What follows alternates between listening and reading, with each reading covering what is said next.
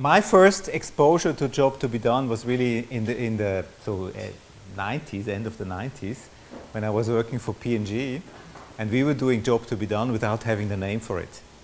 But we went to consumers, housewives at the time we called them, and we tried to find out what they do they try to achieve. Parents with babies, what do they try to achieve with Pampers? One of my first job as an assistant there in the first 3 weeks was, okay, you go out to housewives, go out to homes, do home visits, and just see what they do. And I asked my boss at the time, well, what do I ask? And he said, you don't ask anything. You just look and watch and observe what they do and what do they try to achieve. And that's pretty much one definition of job to be done. What do you try to achieve? I read later on an article which was really groundbreaking for marketing and strategy, which is marketing myopia. I don't know if you know this. Is really, I mean, most of you were not born. I was hardly born when this article came out. It was in the 60s. It's called Marketing Myopia. And basically it says all the business people are myope. They only look at one thing, which is their product, and not at the rest, which is really the consumer or the user or the people they serve. So that was myopia. And then later on, Jonathan mentioned it, I got, by an accident, met someone who was working with Tony Alwick, who is the founder of ODI, Outcome Driven Innovation. And this guy, his name is Roger, he was doing ODI projects in Europe, but already in the 90s. So Tony was alone, he hasn't even written his book, but he has his methodology and he published some of this, and Roger was doing projects here, and they developed together the first version of ODI. And then in 2007, 2008, we were a bit suffering from strategy because they were very rigid and very strict. And we had a lot of ideas, and then we created CFI and have applied CFI in the last 5-10 years quite successfully for large companies. And that's an experience always based on job to be done, which I would like to share. So, okay, that's CFI. That's a very simple framework, but I come to it at a later stage. I mean, the basic question is innovation is very easy. It's very easy to do something new. That's, you just do something new. But successful innovation is maybe not so easy. That's the problem. What is successful innovation, and why is successful innovation not so easy? I mean, you can look at any study and scientific study, consultant reports. You look at the Google, on Google, you look on the flop list of the year, and you find many examples of failed innovation. Products that were introduced into the market but then just disappeared, were not adopted by the consumer, by the market. Even worse, and that no one talks about, is all the efforts that is put into innovation and doesn't come out to a viable product. Just taking long time and then maybe not even making it to the market. That's even the larger cost. So successful innovation is not easy. And why we believe successful innovation is not easy is because this term here is vaguely defined. What is value? I mean, speaking about value to the market, value to the customers, or value to the users. Not talking about value of a company. But this term is not really defined. What is value? If you think about what value is, then you very quickly realize that it is highly subjective. It's what I attribute as value to something, and you might think differently. So we think a lot about value, and value is also not new for business. There was a shift, a paradigm shift in the 80s, where suddenly companies were not creating products and then producing products and then selling products, but they started to think about value as a delivery. So business is a delivery system where you first think of where can you provide value, then you create the product, so you design it, and then you basically sell it. So that was the shift that came in the 90s. So what is value? No? Let's look at value from different angles. There is psychology. There is a theory in psychology which is called theory of affordance, which says humans judge a thing not by its properties, but by what they can do with it. No? Quite interesting studies. They say, okay, you don't judge this chair by how it looks, but features it has, the properties it has, but what can I do with it? I mean, this is a key. You immediately see it's a key, but you also see there's something wrong with it, and you can probably not open and close a lock. That's how we judge it. That goes on through your mind. You don't say, okay, it's this shape and these features, but you say, what can I do with it? So that's one explanation for job to be done.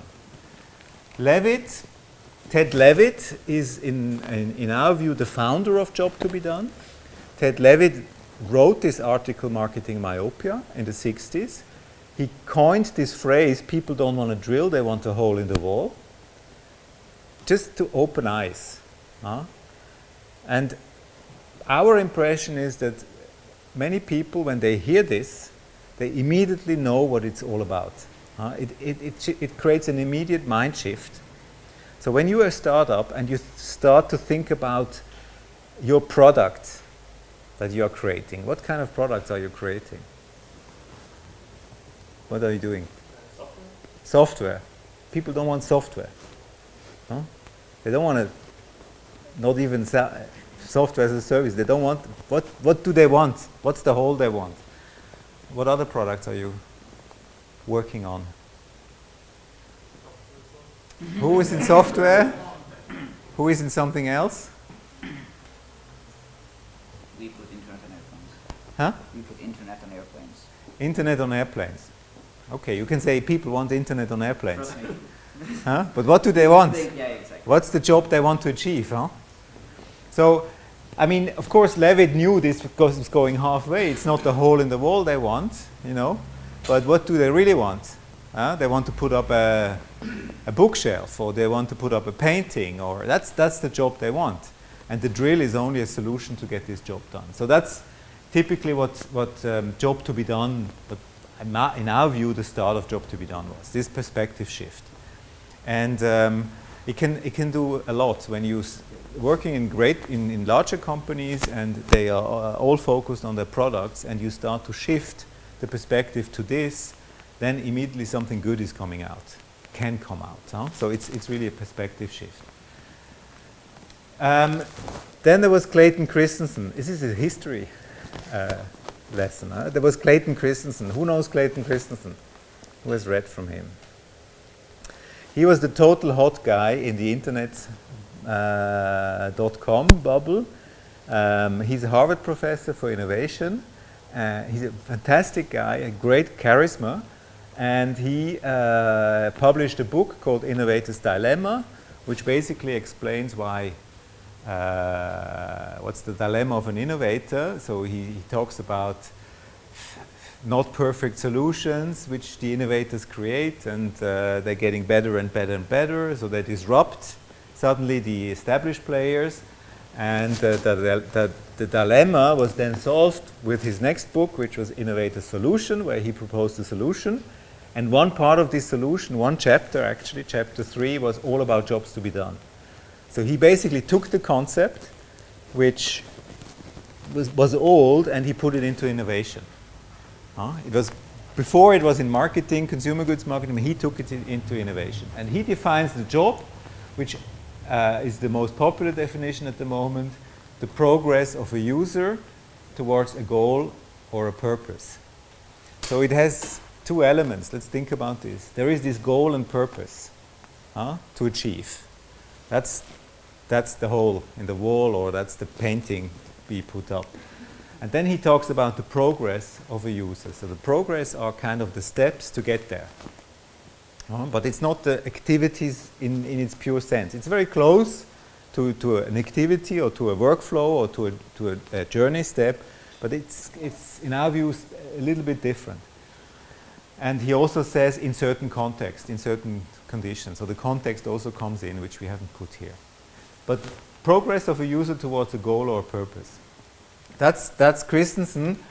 If you Google on the internet job to be done, there are many discussions going on, there are debates going on, and here are some of the quotes. He says, and that's really impressive, when you want to understand job to be done, then look at his, watch his milkshake video. It's about 5 minutes, and he explains job to be done on the example of milkshake. Very impressive, yeah? Regarding all these guys who talk about the student, they all take the example of physical products. Yeah. And this is another point that there are few people who are talking about the use of the student in software industry. It's actually about physical products and this paradigm of physical products.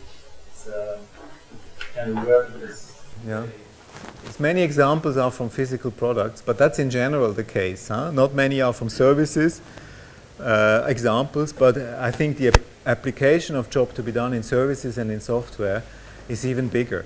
There is a whole movement which is called service logic. I don't know if you know this. Service logic turns product and service upside down. It says every product provides a service. And that's the first quote from Christensen.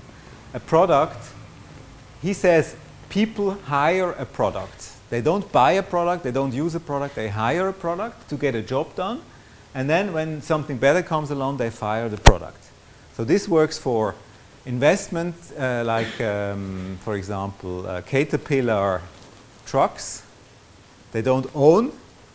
They hired the truck, and as long as it's good, and then they throw it away if something else is coming along. So a product delivers a service. And the software is the same. The software delivers a service to get a job done. Oh? So why do you want to, I mean, what's the services that you provide with the software?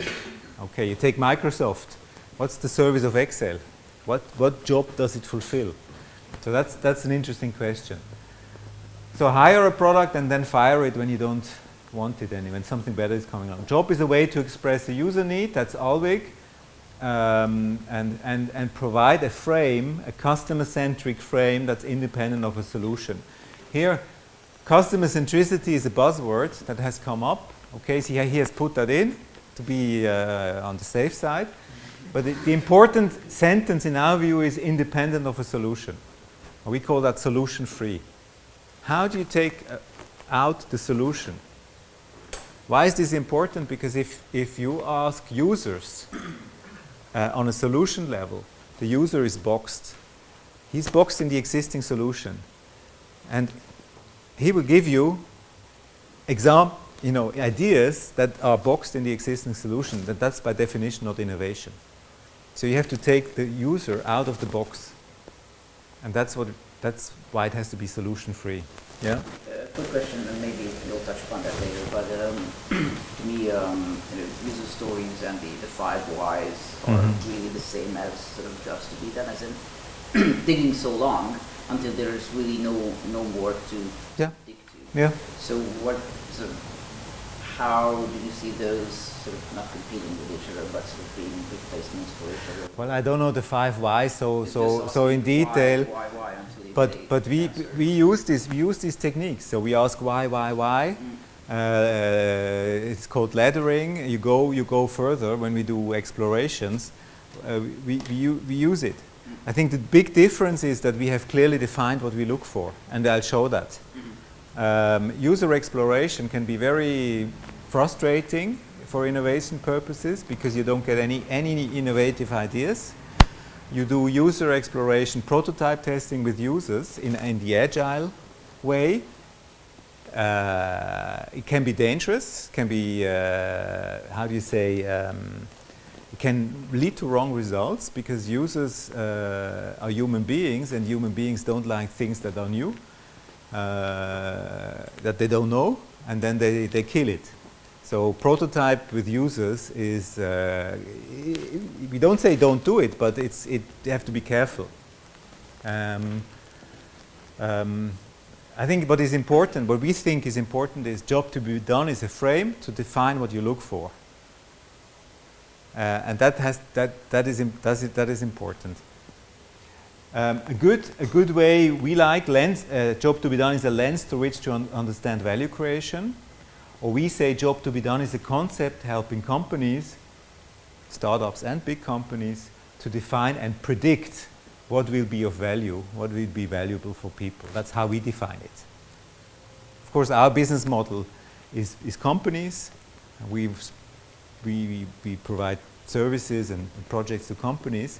But if you're a startup, you can say, okay, job to be done is a concept helping me to define and predict what will be of value to my people, to my market.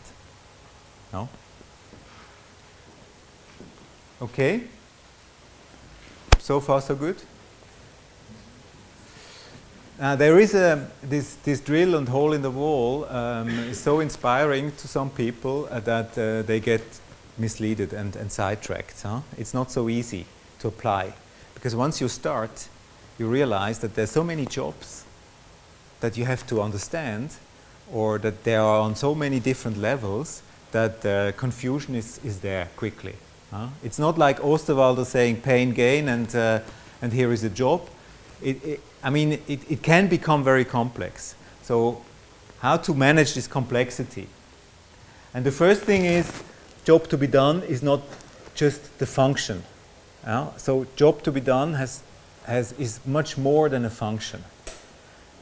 We call it, it's really what's the meaning behind it? What's the higher meaning? What's the purpose behind it? Job to be done can easily be put into a function. That's the function that people want to do. They want to put up a painting, so that's the job, and that's a functional job. And then you put it up. You try to understand what is involved in putting up a painting. But that's too limiting. Job to be done is more than just a function. Is that clear? Function. Have you experienced this dilemma of being too much into the function?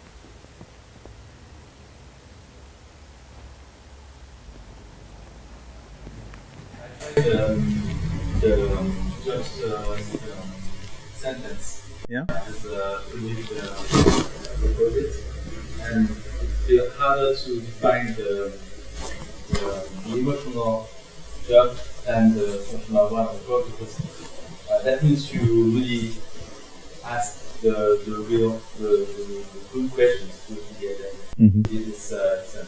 So necessarily it's harder to define this one. But it's hard to separate some from the Ulrich is very functional. He's an engineer. He used to be an engineer, and he's very process thinking, and that's his strength. But you mentioned emotional jobs. We say there are no emotional jobs. You read everywhere there are emotional jobs and social jobs. But if you think about it, there are not emotional jobs. Because what is an emotion? Emotion is things like fear or frustration or sorrow or pain or things like this is emotion. And this is always triggered by something. So the emotion can be a result of a poorly performed job. Yes, that can be the case. But the job itself is not. There's no emotional job to create fear. Okay, but that's very functional. How about feeling cool? I'm going to buy an Apple Watch because I feel cool, and people will think I'm really cool. Well, feel cool. I don't care about actually doing anything with the watch. I just want to, Yeah. Isn't that an emotion? Yeah. No. Feel cool is not an emotion in my view, except that if you feel cold, then that can trigger an emotion. But feel cool, we would phrase it differently. We would say to impress someone. To impress, why do people buy an Apple Watch? It's not just the function of an Apple Watch, especially when it comes out, but it's also to impress someone. Hey, I'm the first one who has an Apple Watch. and to obtain conversation pieces, for example. Very typical when a new product comes out. You know, what's this? You're the first one who have this Apple Watch, so I'm impressed, huh? And then you have discussions about it. Well, I mean, I give a phone to my kid because I feel safe. Yeah. It removes Feel my safe. fear, so. Feel safe is that is in our view a job that we have quite often, huh? And I solved that. Feel safe is a very interesting one, huh? But it's not just a function, huh? It's more.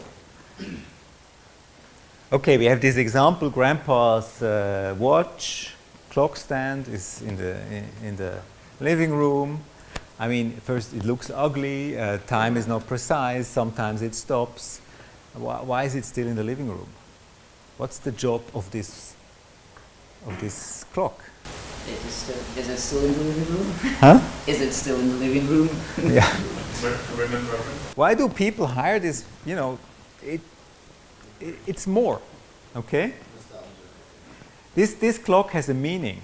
This clock has a meaning to the person, and it's this meaning that you have to find. What's the meaning? What's the higher meaning behind it? It's not. I mean, we say it's the meaning that sells. That's how we call this internally. And there's a philosopher who says this. He wrote a lot about fashion. And it's really the meaning for a person that sells. Let's make an example. Pampers. I worked for Pampers. So what's the function of Pampers is to keep babies dry. That's the function. But what's the meaning behind this product? I thought it was to keep the parents, that's another not job. be bothered. Keep the parents, save time for the parents. Huh? But there is much more. There's a meaning behind this product. There's a role this product plays, or at least Procter tried to capture this role. Yeah. All the Pampers advertisements are just babies walking around with like a future. It's about the perspective and like the parents can envision the vision of the baby with the Pampers. That's the meaning. Very good, very good. That's You're a good parent. parents. What do parents want most? Happy babies. Not just happy babies, successful babies in life. Huh? That's the key purpose. You grow up. That's almost like archetype. That's biological. Huh? And that's the meaning behind this product. Pampers makes babies grow up and develop better than if you don't use Pampers. And that was really the strategy of Pampers. Can I ask at this point how, for example, that parents want successful babies, what did it influence in Pampers, in the product? Everything, product development. So a whole range of new products. One was for newborn, one was for babies crawling on the floor. One was for babies standing up, in the process of standing up. One was for babies climbing.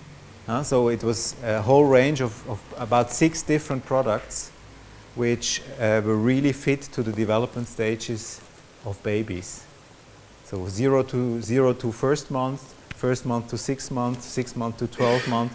And it was really, that was one key thing. So really product development. Second one was advertising. That's always. That's always, but it's very important. We will see. That's about the value proposition that a product can deliver. I have to look something up because I have other examples. I know that Pampers example is really a mind-blowing one, but that's really the job to be done, if you want. That is behind this product, and it influenced a lot. Another example from technology. Very recent one. I mean, we're doing a project right now on this. Technology makes suddenly things possible. Okay, we agree. There was this technology which is called mobile technology. suddenly you can do stuff on the mobile which you couldn't do before. So how do banks embrace this technology? Banks, they have just gone from non-online to online. That happened about 10 years ago. And now comes mobile technology. So what do? They take the online technology and put it onto mobile. So basically they replicate what is online, because that's pretty much close to mobile, and they put it on mobile. And then they realize, okay, it's not adopted. Consumers, users, are not using it the way we anticipated. I mean, they don't do payments. But what's the job? What could be a higher meaning behind mobile? When you do then job interviews and job to be done interviews and observations and so, you realize that there are people who go on the account every day, a couple of times a day. They always look at their account. So what's the job behind? Why do they do this? What's the meaning? It's the same behavior than a child does when he gets the pig. How do you call this? The piggy bank. And then sometimes looks, is it still there? So that's the job behind it, probably. Huh? And knowing this, that mobile fulfills another role than online banking, can be very, very insightful and very important for product development, for communication, for the future roadmap of the products, because you have to bring users along. So that's an example. I have more. I mean, basically in all the projects we try to reframe it and try to find the larger meaning behind it, which guides then afterwards product development or communication or strategy. Yeah? So don't apply job to be done functionally, is the key message. Apply it in a larger sense. And we have afterwards a tool that you could use, try to use for your startup. I mean, this is also not new, this higher meaning. I mean, we're talking about communication a lot. Communication is very important. Communication creates reality. There is the very famous examples of communications which happened in the 60s and the 70s, which changed the meaning of a product, which changed the role of a product in people's life. And the concept that the advertising industry created was called the consumer insight, and that was really that is the word that is used in advertising, and it's about reframing the role of a product in the people's life. The first one documented was I mean, you know what this is? Marlboro. Huh? So cigarette, I mean, a strange product. We can ask what it is, what's the role of this product, was suddenly reframed with the Marlboro Man. And if you think about this symbol, what does it mean? You know, what's the job behind? It can be survival in a dangerous world. And the cigarette plays this role. Yeah. So that is probably the reason why it is successful. And this created billions of this innovation, if you want, created billions. I mean, if a company that you know is still alive because of this. Which is the company? Apple. It was aired once, this ad.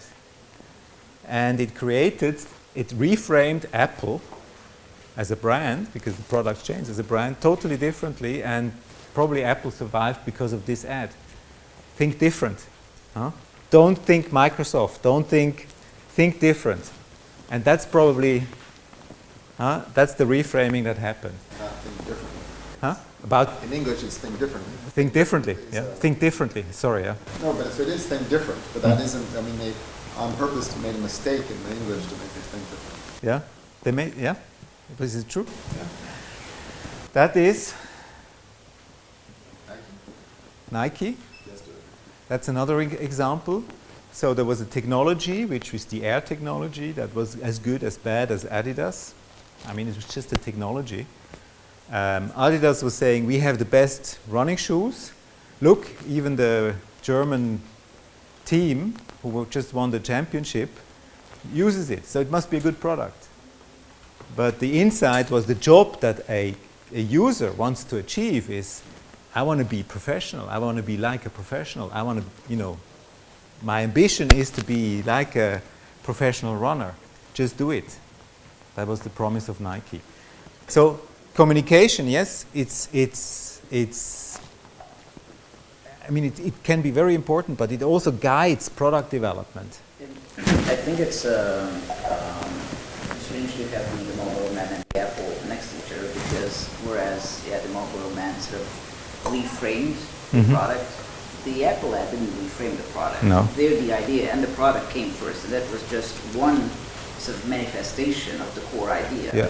And X million would have looked the same way, Yeah. because the idea at the core was there already. Yep, agree. Whereas at the Marlboro Man, I think it's very much the other way around. There, absolutely agree. Also in the Nike, it was the, you know, I mean, the product was there. Nike was a very small brand in the US, but the product was there. Yeah. So think about value proposition. Think about communication more than just the ads you see. It's really the value that is proposed. I mean, a value proposition is a value that you propose to the market, to new customers. So that's communication plays in. Yeah. Yeah, they point out this in terms of social job. Yeah. So you said before that there's no emotional job, but you use the social job as part of your framework. Yes. Next. Okay. Because this is typically That's another crazy one which goes on, which is difficult to understand. Huh? So what's the job behind? Do you know this? It's the same company, service retailer. Huh? So your life, do you remember that there are some jobs behind it that are very, okay, you can call them emotional, but then, I mean, they are just, if they hit a nail, it becomes emotional. It creates love, suddenly, or anger. Okay, so we define job as helps to create something that people will perceive as valuable and meaningful. And the something is strategies, products, services, stories, and that's really how we use job to be done, and how our clients use job to be done. Okay, this is a bit crowded, but these are typical client problems, and maybe some of them you have as well. So these innovation strategy and concepts where we use job to be done, like the future food concepts. How will people nurture themselves in the future? That's so the job is to provide food to my family, basically to feed my family, and to provide food to myself, to feed myself. So that's the starting point. And from there, we look for the larger meaning. And we show you afterwards what we do with it. Or another example is technology adoption. I just mentioned it, mobile phone.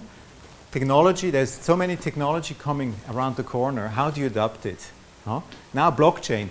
Everyone talks about blockchain. Okay, but how do you put it into a product that is really afterwards valuable and meaningful to customers? Internet of Things. I just had a discussion with a Siemens Bosch, and he was very proud talking about cameras in the fridge and knowing how many eggs are in there and so on. Now you can, is that meaningful or not? What's the job behind it? What's the real job behind where this serves? Do shopping. And what's the solution that we have today to do shopping? Normally, you just make a list. Does it really address it? Innovation roadmap and project sharpening, that's a key application for, in my view, for startups, is you have so many ideas in technology, you can go so many directions and add features and develop, and which is the one that you have to put your eggs on. And Jobs to be Done can help you, can guide you in this. And the last one is value proposition and positioning. What's the message behind it? Yeah? So that's typically example. Strategy, project innovation, roadmaps, adoption of technology with the aim to disrupt the market, of course, and value proposition. How are we doing? So key message is job to be done is more. Look for the larger meaning. We have we found it very useful to think on 3 different levels. We look for the bigger why behind, so we look for jobs that express the bigger why. We look for jobs that express the deeper why, what are the drivers behind it, and there the social and so on comes in. And we look at the lower how.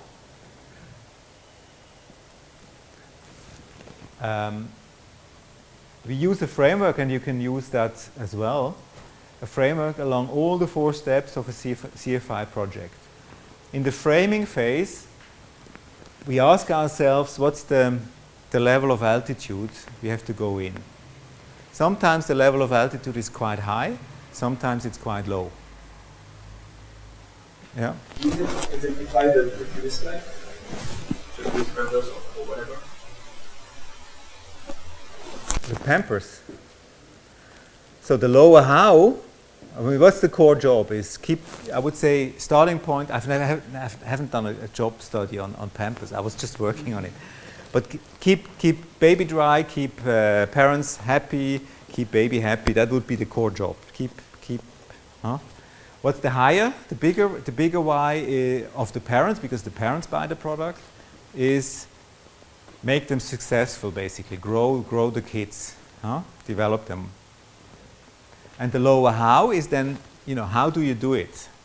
Which are really, it starts with recognize, basically know that something is wrong with the baby. No? There are different signals why a baby, do you have a child? No? Why a baby has, why it's time to change the Pampers. And for an engineer, this is very clear when it stinks. But the mother knows already much before that. So it's really going through this step by step and trying to find the how. How do they do it? How do they recognize baby needs to change diapers? What's next? What's next? It's very close to user journeys, And the trick is not to be too close to the solution. So not saying opening the diaper, because that's a solution. On the Pampers example, on 3 slides, you have Pampers and you have Huggies. So how is Huggies different from Pampers in the value proposition? Or any other brand that you're aware of? Huggies was not using this insight. As simple as that. The difference was that Huggies was not using this insight and Pampers was using it. Huggies was catching up on technology. Pampers had a lead, but Huggies was catching up. And so the question is, you can do technology innovation, and they did that, but in what direction? And you can do meaning innovation. So you change the meaning. And Pampers was changing the meaning. And of course, this also led to technology innovation. And Huggies was blind. And that's really the key. You have to know where to go, and then if the other ones don't know, you basically beat them. No, because I personally didn't see a big difference because the advertising mix was one more expensive than the other one was. Yeah. But in terms of different sizes, children growing up, families and where it was all similar. Yeah, sure. It was copy. It was. They copied, but a market share of Pampers when I was there was 60%. Huggies was 20%. 20% were private labels. price of Pampers was like 10-15% higher, it's good business if you can defend it. Okay, but let's use this. So we start with a core job. And it's very simple. We start at the beginning without even talking to the users. Just common sense, very simple. What could be the core job? What are jobs upstream and downstream? Then we think about hypothesis of higher jobs, and we think about the job journey. How could it go? Very inside out, very hypothesis driven. We are at this stage, framing. The deeper why is safety and survival jobs. That's what you just mentioned. Social jobs, social exchange. We take a bit of Maslow here, you know, Maslow pyramid, and we apply it to jobs to be done. But you can take another framework. We just found it interesting, but not as a pyramid, but we say, okay, there are safety jobs, keep safe, know that someone is safe. Social exchange job, which is basically communicating. Recognition jobs, being valued, being applauded. And then this self-reward or self-actualization job. That's a framework, but you can take another one. Maybe it doesn't apply to your... And but we know that there is more than just a function. That's what it says. So then we make a hypothesis, then we go into discovery, and in discovery we talk to users, like in design thinking or user. We talk to them, and we test this hypothesis, and we dig deeper. We really do this laddering, why, what drives you, and we don't stop with the first answer. And try to establish this map, or this job hierarchy, in a more outside-in way. Yeah? What is upstream jobs and downstream jobs? Okay, when you start at some point, let's put it differently. A day has 1,440 minutes. When you do something, you do something before and you do something afterwards. And maybe the things you do before has to do with the things you do now. So the classic example from Alvik is Sony was the inventor of the Discman, Walkman, and so on, but they lost the iPod, basically, the MP3. They lost it. Apple was not the first MP3 player. But Apple understood what happens before and what happens afterwards. So that the steps before, put these songs onto your MP3, was quite a challenge at the time. You don't remember, but everything was illegal. You downloaded it illegal. You had viruses on it. So it was a problem. While in the Sony world, it was very easy. You go to the store, you buy CD discs, and you have them. And afterwards, the job downstream was also, okay, I have now 5,000 songs on this little thing. How do I find them? Not quite a challenge. So they created the whole system with iTunes. That's an old example. How about things like buying and maintaining and all these things around the product? Yeah, we hardly cleaning your coffee machine or something is. We do buying. We don't. We try to avoid. I mean, it's not about the purchase decision. Most of our projects are not about the actual purchase decision in the store or on the internet, but they are about use of the product. And we assume, and that's a hypothesis, that if the use of the product is great, then they will also buy it. Like Nespresso, it sort of seems that part of it was all the experience of it's the purchasing, it's the stores, it's these. I mean, it's almost more about the buying than well. Yeah, but yeah, sometimes we do it when the buying is, when the client pushes us or when we feel it has a role to play. Or Dyson, where you don't have to change the bags. I mean, that's part of. But that's maintenance. Maintenance we do. Maintenance is clearly part of the usage. And when you do business to business, maintenance can be the core focus of it. So it can all be about maintenance. Alstom was about gas power station and coal power station. And let's say gas power station, this is all about operating and maintain this thing. And it's more maintain, because the gas power station runs, never runs. Let's put it like this. A gas power station is just there in standby and it never runs. So it has to be perfectly maintained. And when the grid goes down, the gas has to go up, the gas station has to go up immediately, instantly, and provide energy. So they are just load balancing, it's called. So it's all about maintenance. I have a startup that does a wearable device for identification, and I'm bringing them into fleet management. Yeah. Because the fleet management will be more important to the B2B person than the science and the technology behind the actual device. Yeah. Yeah. Okay, so that's a tool. The tool is really bigger Y, lower how, deeper Y. Helps you to go 360 degrees. Let's show an example. Okay, I have a consumer goods example again and a finance example, but the consumer goods example, that was for Beiersdorf, Nivea. Just a quick question. There was this frame, disc, spin. Was that where did you pitch that? The bottom there? Disc, spin. Oh, that's our framework. That's basically the phases we go through, and we think it should be gone through. It's first you frame the business problem from a job to be done perspective. So there is a business problem. Say we want to grow market share, or we want to introduce our product into the market. That's a business that has nothing to do with the user. Now, how could this be framed from a user perspective? That's the framing. Who are the users? So that's strategy stuff, and who are the users needs to be clarified.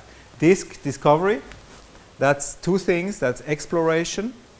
So very similar to design thinking or agile. So you talk to users, but solution free. And the second element to it is validation. So we do quite a bit of outside-in validation, quantification. And this can also be done to a certain extent by startups. And spin is then, when the results are in, it's basically the customer understanding or user understanding is in, we spin the strategy or we spin the product development, we orient the product development towards these insights that we gained. And stick is make it stick, so that can be develop a product when it's really about developing new products, or very often we hear in recent days transformation. So every company is now in digital transformation, and it's a lot about people and change management and things. So that's why we call it stick. So this is like our systematic way. So let's make an example again. How much time do we have, Jonathan? We have it until 9:30. It's 26 past 8. Okay, so are you bored or is it okay? So remember, you have to start somewhere. Where is the core job? This was after exploration, but we started somehow like this: take care of my skin. This is very, very functional, to take care of my skin. And women are doing this, and men also, but this was for women. So take care of my skin. And then we explored and we found something higher up. Define my personality, we called it, and we heard that from consumers. I'm defining my personality. I'm portraying my identity through appearance, through the way I look. And suddenly it's not just about skincare, but it's also about hair. Hair is very important. It's about clothes. It's about accessories. So suddenly the solution for the job above, there are different solutions for the job above. So can go that way. Then there is another example. Stay financially independent for a bank. So, okay, these were normal people, normal wealth, middle class. So be financially independent. So we put the financially into brackets and say, okay, what's higher up?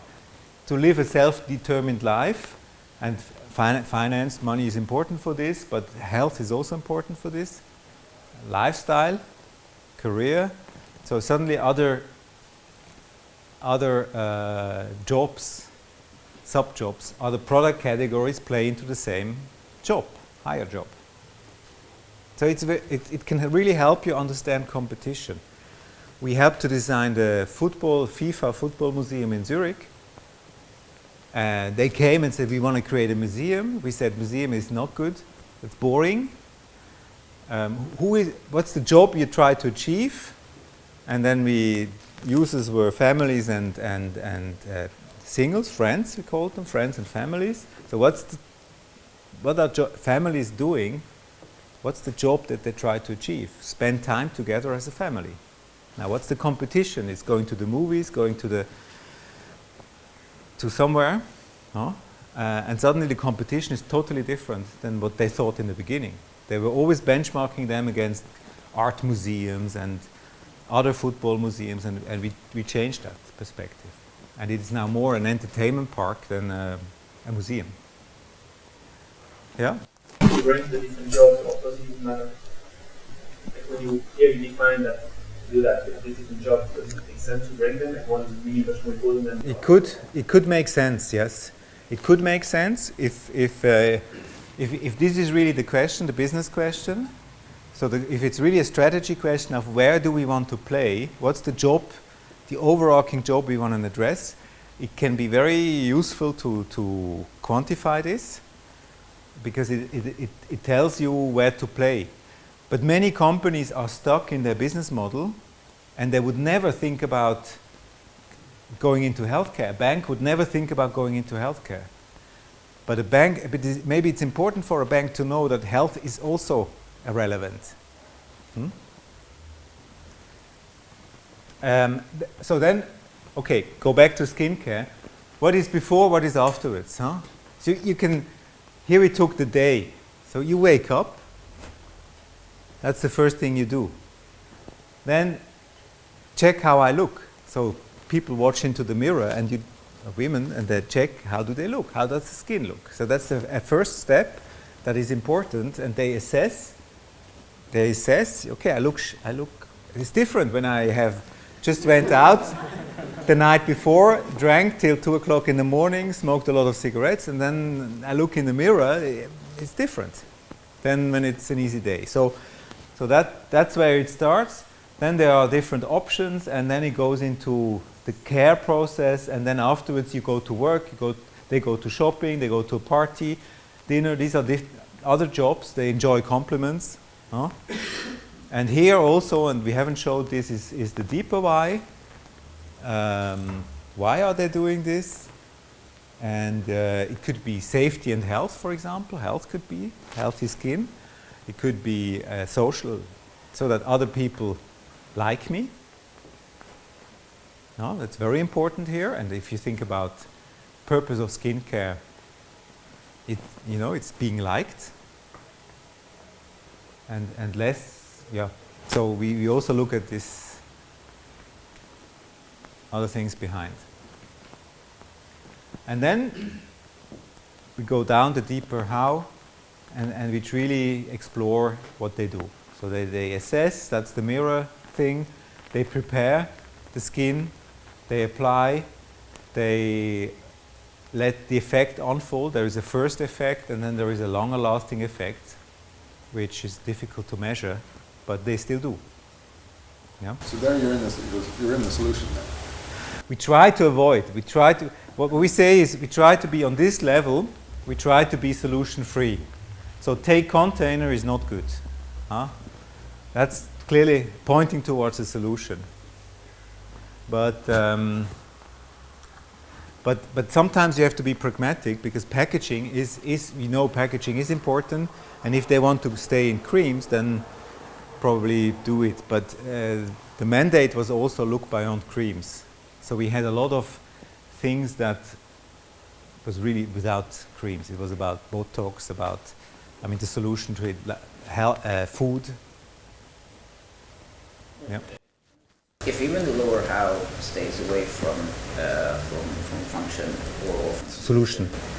then what does it include? Because my view, or as I understood it until now, the how is really what is done, and that really is very reliant and tightly linked with the solution. Just like as you said, like the take container, like I apply things. Well, that means that you have a product. Yes. Yeah. But I mean, if not even the lower how is near the solution, then the whole thing becomes really very philosophical in my view. It can, but we try. Let's take an example: software. So you can ask, okay, you look for this icon, and then you press the icon, and then it starts up. So that's the solution, huh? Or you can, and then when you explore further, and you ask, what do you want to achieve? They said, okay, I want that there are no steps, no manual steps to start the software. Now the manual steps is now solution free, but the software is still solution. So you see what I mean? You try to zoom into this startup process of a software, and you find out what is really the problem. And they say, okay, I can't find the icon. It takes me too much time to start it up. And then you have a metric to tell you, solution free, what it's all about. What's the problem? That's the next. It's exactly this metric. It's this next step. So the job, we try to be solution free, but not. I mean, sometimes it doesn't work. We try to be on this level solution free, but in the end, if the business is software, then we somehow have to play to it. If the business is a bank, it's a bank. But we try to put it away. And in this case, to take care of my skin, is that so what level is that? Is that the higher Y? Because it seems to me that as you're saying, if this is a lower how, but you say it needs to be solution free, to me that feels a bit like it's pulled too high up because it's not tangible enough. But to take care of my skin in those terms feels to me too pulled down, because actually I want to look healthy or I want to feel good. Yeah. So to take care of my skin, is that supposed to be the higher Y, or is that just... No, that was really the core. Mm-hmm. But that's exactly the problem. The problem you run into with job to be done is where is it? And there is no one answer. It's you can argue it's too high, but then you immediately are in the lower how and close to the solution. Or you can argue it's too low, and then you go up. But when you go into health, you might get lost. Now they were open to this, and we looked at concepts that were about food. They said food is something we can look at, or medical things. Yeah. How do you deal with user segmentation? Like you have that many types of, when you start observing, you see that there are patterns. Like groups A, B, C, and D acting differently. How do you different? Now, in the exploration phase, when we talk to a small set of users, 20 typically, 15 to 25, and we try to have normal ones and extremes. But we try to have a good mix, let's say. When we go into validation, we discover the segments through the validated results. So we ask observable criteria like social demographics, and then we map what we call pain points, I'll show it afterwards, against it, and we say, okay, this men have these pain points and female have these pain points, and they're totally different. So probably two segments. And you redo a whole screen for each of the segments? Or you try no, we have the same frame. We have the same frame and the same list for all the segments. We don't have another one. This is for one type of user, but the users are not segmented. They are consumers or users, so it's not too narrow. And when you go into other categories, for example, medtech. In medtech, you have doctors, nurses, patients, even health insurance companies. So you have different stakeholders, but they all have different jobs. A nurse has a different job than a physician, no? And therefore they have different maps, different hierarchies. And this can blow up a job to be done project, because you suddenly have 4 different groups, and it's too complex. But we just did a study in the US with nurses and physicians, and it was beautiful, because the pain points, then there were clear common pain points, and there were separate pain points. So it allowed to do a value proposition for the common with specific solutions for the doctors and the nurses. But we are just, I mean, this is just the preparation. This is where it starts, yeah? I had a question around the segmentation, because my understanding was that the segmentation in jobs to be done, the job is the unit of analysis, and so I don't know if you were asking about this, if there's different job for different, like each segment has a different job, and I just wanted to respond to that, because I think, and you could tell me if I'm wrong, is that you segment based on for one job, but for people have different outcomes they want from a job, and those are the segments. Is this? Yeah. Yeah. So you have to think about, we call it user group. The user group, and there's one big user group, and in the user group there are segments, but these segments are different from the outcomes or the value metrics, how we call them. How do they respond then to the validation? It's not possible, if you talk to 20 users, to segment based on these databases. It's not possible. It's you can. That's what's been wrong in lean and all this. It's only when you start to be above 30 or 40 or 60, it starts. The patterns start to be relevant. Sure, but for a company, you could use common sense, like a man is quite different from a woman. You could say that. So here it was clear. But a 10-year-old girl would be different from a 80-year-old girl.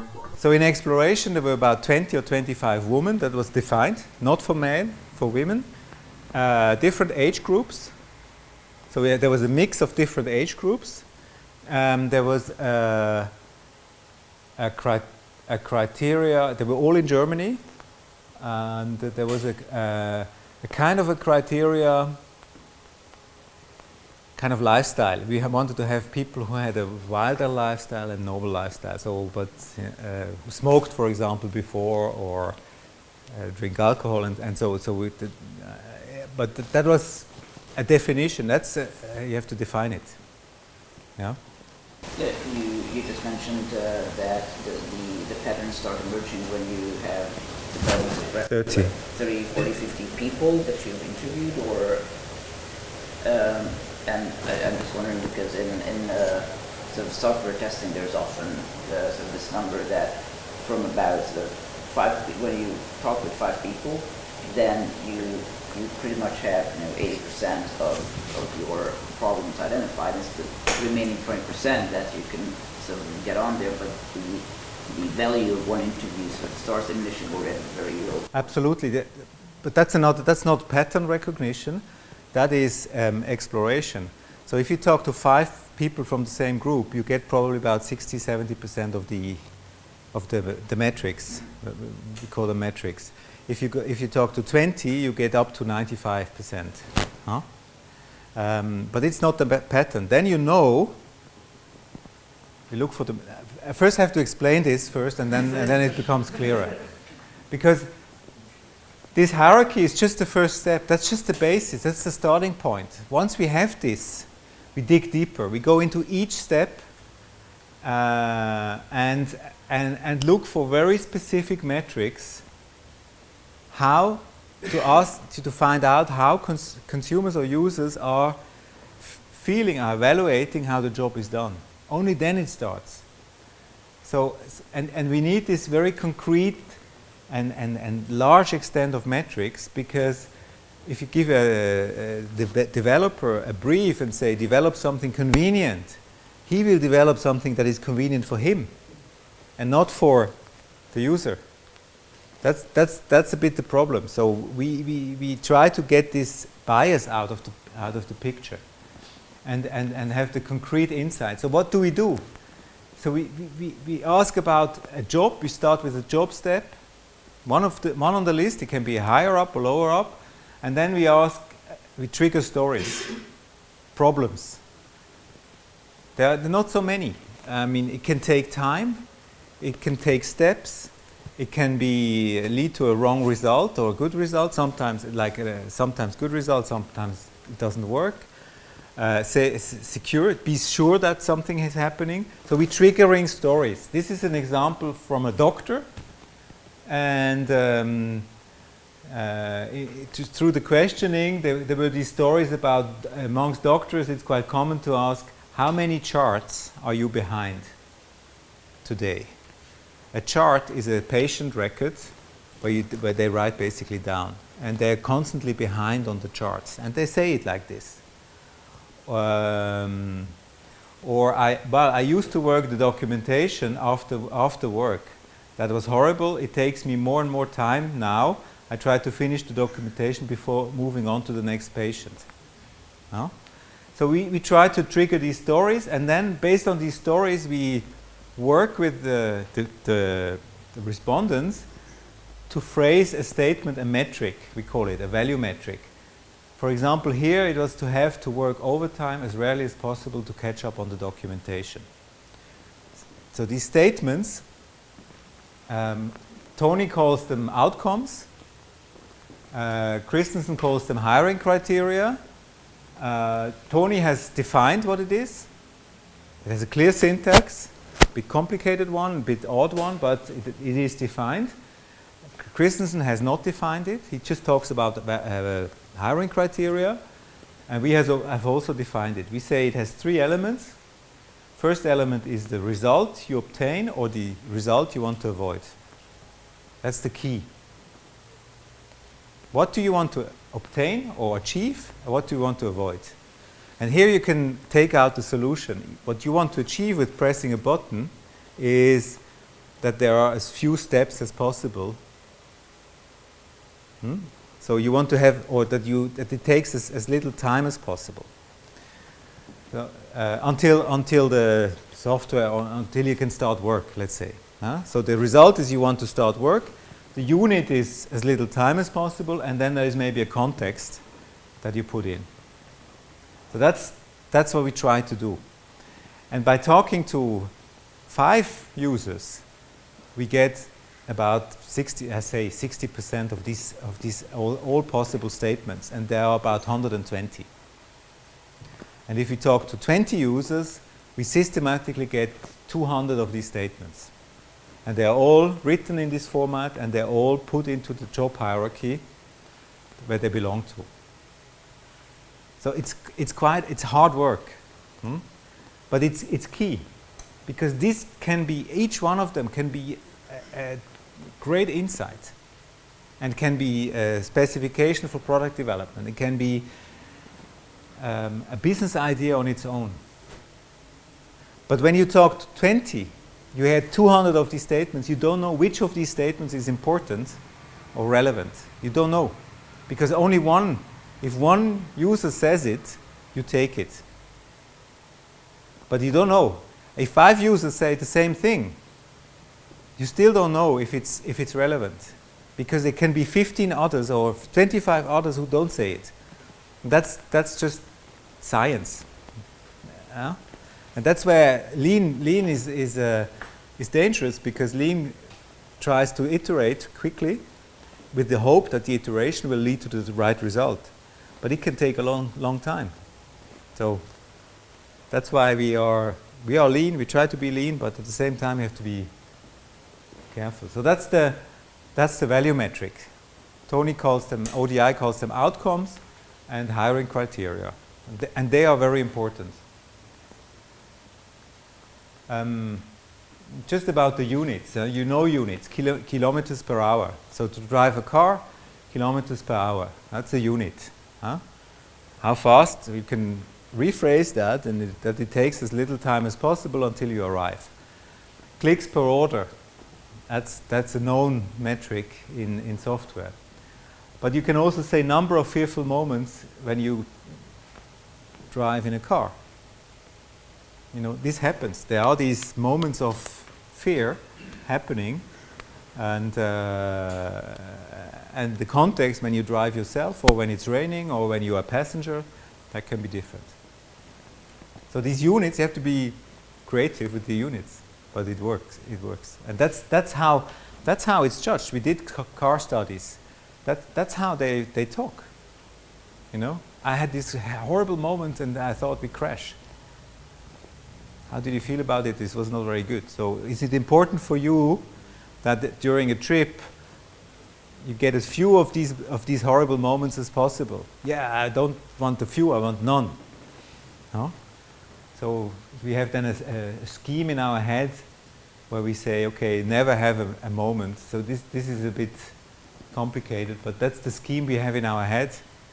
It says when you do something, when it is a job step, what's the result you wish to obtain or avoid? What's the unit you apply? And what's the context? What's the context? That's what we have in our mind when we do these interviews. Yeah? And so we build it up. So we know that 30 interviews we get 100% of the metrics. We don't learn anything new. We do the 31st interview, nothing new. It even starts at 10, 12. Huh? Suddenly you have an interview, you didn't learn anything new. So we know that the curve is flattening. And then we systematically write them down. Now, can this work in startup environment? We believe it, yes, but it needs discipline. Huh? And having a list of 100 of these metrics, you don't have to go to 200, but 100 of very concrete metrics can be very inspiring. And you can, even if you don't validate it, you can make a bet and say that's it, and you go out and you do testing, you do prototyping, and you realize, okay, we've talked to five users, they're all confirmed, it's probably right. It's all about probability. Sometimes you don't have the time to do more. Do some kind of clustering of all these things? Yeah, they're all clustered. They're all clustered along this. They're all clustered. Where is it? Based on this. No? So each of these metric is either here, or here, or here, or here, or higher. And it's tracked. And then we take it, and we take the 200, we reduce it down to 100 max. We might rewrite this, but we put it basically in a questionnaire, and we do an online survey or a telephone. Most of the time we do phone, and we let it rate. We let real users rate it. That's market research practice. That's how ODI does it. We just do it a bit different. So we ask them each of these metrics, how important is it to you? And they rate, and they say important. If it's really important, they give a 5. If it's not, it's very important, a 4. Not so important, a 3. And then we ask the same on fulfillment. So this is German because I put it in today, but this is fulfillment, satisfaction. So we ask, how satisfied are you? And they say, I'm totally happy, totally satisfied, 5, and so on. And then we map the two, and basically what we can say, if it's on this side, we can say 100% of the users in this group find it important, and if it's here only on 2, we say, okay, 20% only are satisfied, therefore it's a pain point. And an opportunity for innovation. And this is when you read ODI, you see this, but ODI has, in our view, a flaw. ODI simply states that everything underneath here, on this side, is our pain points. They basically draw a line here from 5 up to there, and they say all this is our pain points. We agree that they are all pain points, but we have done studies where you do where you get in 2 countries different clouds, In France, for example, the clouds tend to be more to the left than in Germany. So it's relative, and why is this? Our hypothesis is the French school system. In the French school system, you never get a 10, therefore you never give a 10. Therefore, everything is like kind of to the left. 12 out of 20 is the best grade. Exactly. So that means that you have to look at it relatively. You don't have to look at it in absolute terms how ODI does it. There we're pretty convinced because we've done comparison, and we clearly saw the same pain points in France and in Germany, but the cloud in Germany was to the left, more to the left than the one in France was more to the left than the one in Germany. But the insights were the same. And we think we have to look at it relatively. So if you have this list of 100, they are rated somehow to each other on importance, and this gives a relative reading. Can you do this as a startup? On a smaller scale, yes. We did it for Doodle. You know Doodle. It's just pragmatic. They had their users and they had non-users, and they did a mailing, an online, maybe a simplified list, not 100 statements, but 50, and get a kind of a reading on it. And that's better than just... And it's market research, basic market research, which is very old, but the key is the exploration is done differently than. Can you maybe clarify what each point represents? Each point is a value metric or an outcome. So there are about 100 of these value metrics on this graph. And this was done with 192 users or people, and it was done for the FIFA Museum, and they were very interesting insights. Quite often we get the result, we knew this before. It's clear. I mean, this is basic. And then we asked them, yeah, but why don't you do something about it? Huh? So, in a museum, toilet is always a problem. You have two toilet problems. One is women and men. So the women toilet is always overloaded, and the male toilet is always empty. So they were building it, and we said, okay, hey, what's your plan? And there were 50-50 split. Trivial, basics, get the basics right. Unisex toilets, that's the thing. So we had quite a bit of basics. Locker, so wardrobe.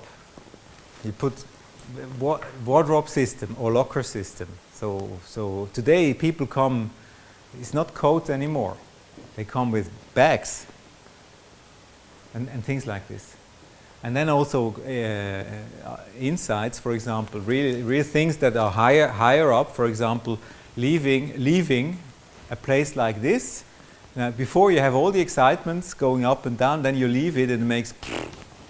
So there is this frustration of you just had a great time. Afterwards, what happens? Nothing, and they don't take care of you afterwards. That's a typical upward job.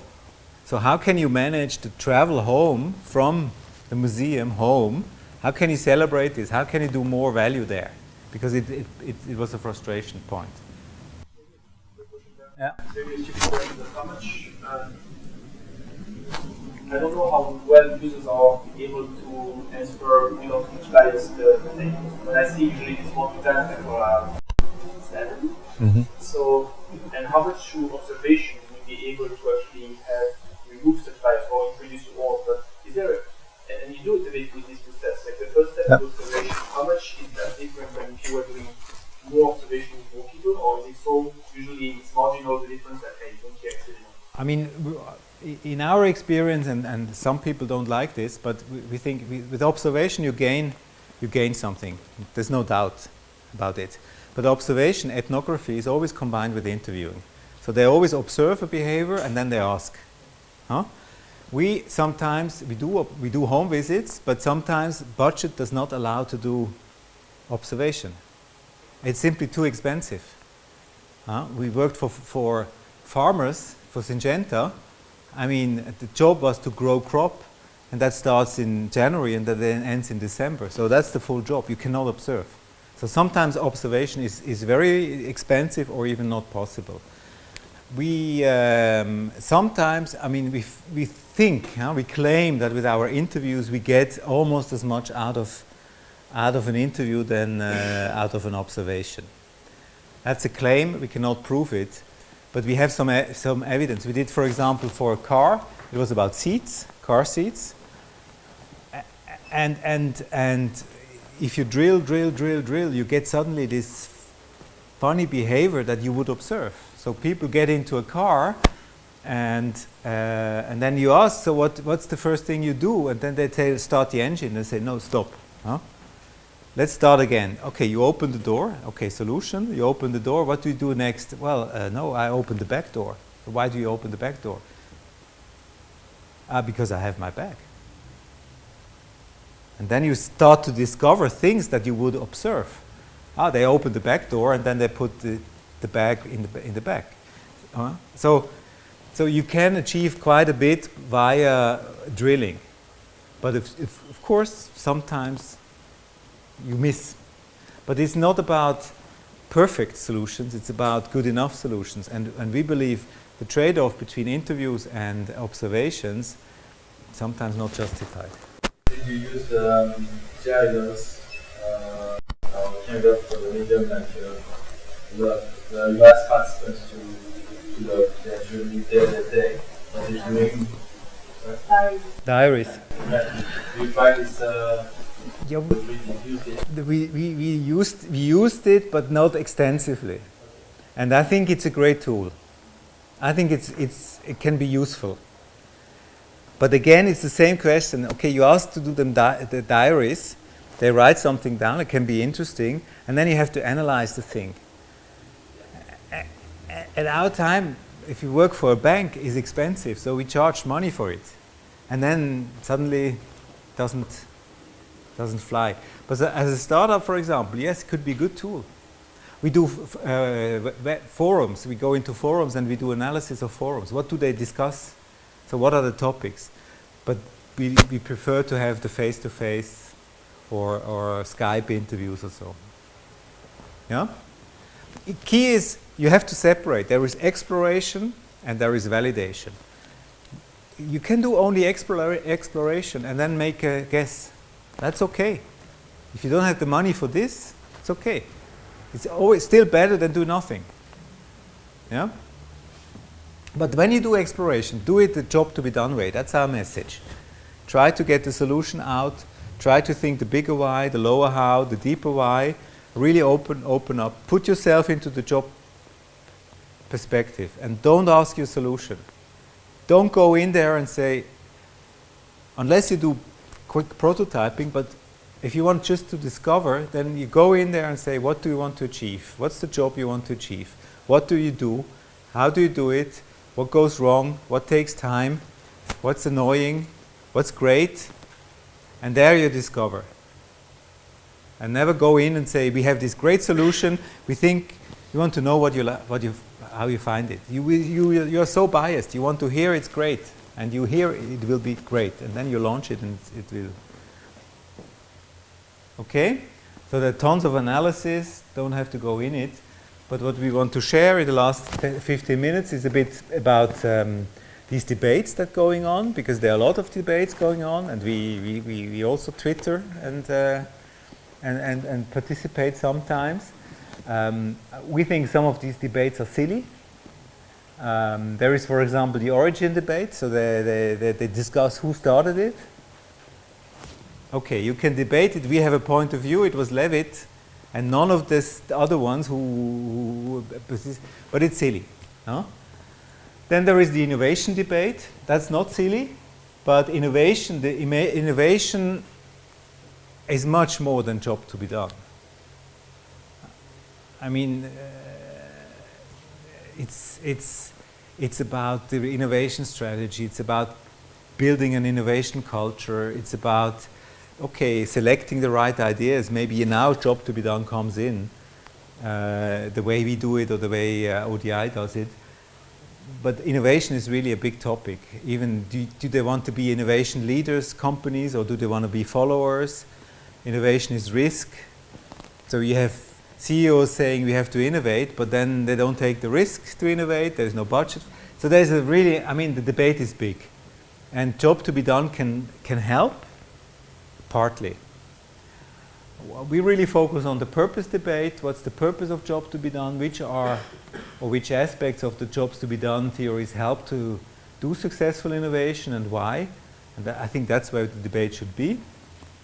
And so the question is, from a business point of view, from a C-level point of view, if you want, they want to be assured, that's a value metric, to be assured as possible that what you do or what you plan to do will later be perceived and rewarded by the customer. That's almost like a value metric we use. Huh? That's what they want. They want to have more security and confidence of what they do will later on be a success or not. That's the way to judge it. And we have this, we took three. We took Christensen. There's the milkshake marketing, or the latest book. It's about competing with luck, competing against luck. And it's all about gift security, you know. That's at least the title. When you look into the book, you discover maybe something else. Then there is Tony Alvig. Tony Alvig has an 85-step process, which you see in this framework. ODI is a good tool. It has some good principles, and some which we think we can bring something to it. And Molesta is coming. He's more focusing on switch interviews. And he's more focused. He's not a complete process. We are more an open source thing. So we try to take the best, evaluate and try to take the best and fit it in. And jobs to be done is an important part of it, but we also borrow from other concepts. So what do you think? To what extent do they answer this question? How do they give security and confidence to a business so that what they do will be perceived as valuable later on? That's the question. I think Christensen job to be done thinking gains new insights about the bigger why.